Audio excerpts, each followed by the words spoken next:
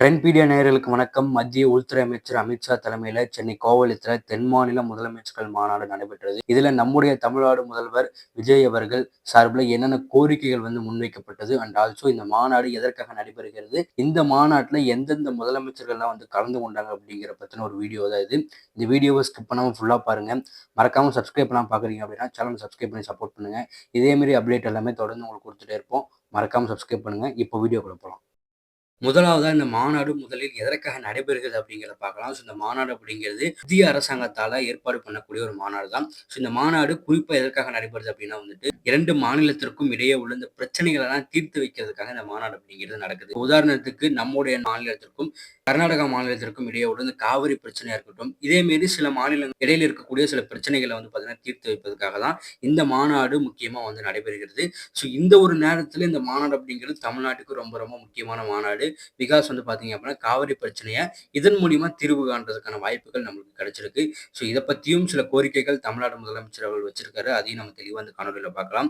அடுத்து பார்த்தீங்க அப்படின்னா இந்த மாநாட்டுல கலந்து கொண்டவங்க யார் யார் அப்படின்னா நம்மளுடைய தமிழ்நாடு முதலமைச்சர் மற்றும் கேரளா முதலமைச்சர், கர்நாடகா முதலமைச்சர், அப்புறம் ஆந்திரா மற்றும் தெலுங்கானா முதலமைச்சர், புதுச்சேரி முதலமைச்சர். ஸோ இவங்கெல்லாம் பார்த்தீங்க அப்படின்னா இந்த ஒரு மாநாட்டுல பார்த்தீங்கன்னா கலந்துட்டு இருக்காங்க. ஸோ நெக்ஸ்ட் இந்த மாநாடு அப்படிங்கிறது யார் தலைமையில நடக்குது அப்படின்னா மத்திய உள்துறை அமைச்சர் அமித்ஷா அவர்கள் தலைமையில தான் இந்த மாநாடு அப்படிங்கிறது நடக்குது. அவர் தான் இந்த மாநாட்டுக்கு தலைவரும் கூட. இந்த மாநாட்டுக்கு துணைத் தலைவர் யார் அப்படின்னா முதலமைச்சர் விஜய் அவர்கள்.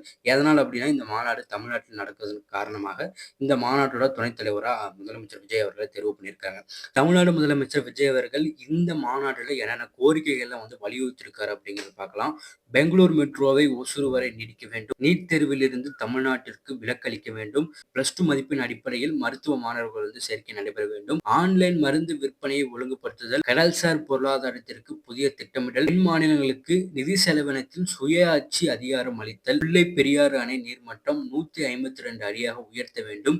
அண்ட் ஆல்சோ இதுதான் ரொம்ப முக்கியமான ஒரு கோரிக்கை. காவிரி விவகாரத்துல உச்சநீதிமன்றம் மற்றும் காவிரி மேலாண்மை ஆணையம் விதிக்கக்கூடிய அந்த உத்தரவு மதிச்சு நடக்க வேண்டும் அப்படிங்கிற ஒரு முக்கியமான விஷயத்தை சொல்லியிருக்கிறாரு. எதனால் அப்படின்னா இப்போ ரீசெண்டா இந்த காவிரி பிரச்சனையில உச்சநீதிமன்றமும் மற்றும் காவிரி மேலாண்மை ஆணையம் ஒரு விஷயத்த சொல்லியிருக்கிறாங்க.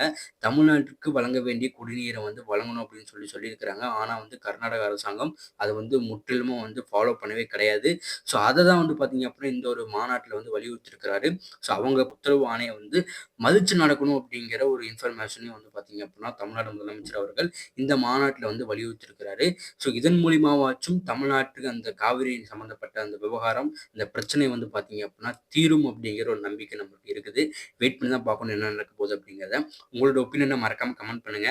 ஸோ இந்த வச்சிருக்கக்கூடிய இந்த 8 கோரிக்கைகளும் ரொம்ப ஒரு முக்கியமான கோரிக்கையாக தான் நம்ம பார்க்க முடியுது. ஸோ இன்னும் என்னென்ன கோரிக்கைகள் வச்சிருக்கலாம் அப்படிங்கிற உங்களுக்கு எண்ணம் இருந்தாலும் அதையும் மறக்காம கமெண்ட்ஸில் சொல்லுங்க. மறக்காம ஃபாலோ பண்ணாமல் பார்க்குறீங்க அப்படின்னா ஃபாலோ பண்ணிக்கோங்க. சப்ஸ்கிரைப் பண்ணாமல் பார்க்குறீங்க அப்படின்னா சப்ஸ்கிரைப் பண்ணிக்கோங்க. இதே மாதிரி சூப்பரான ஒரு காணொலியில அடுத்து பார்க்குறேன். நன்றி, வணக்கம்.